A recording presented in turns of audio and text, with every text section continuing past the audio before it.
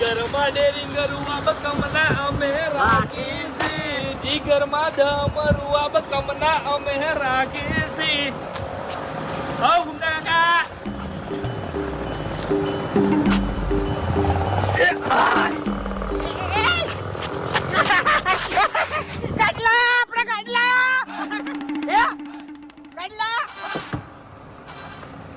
કોણ છે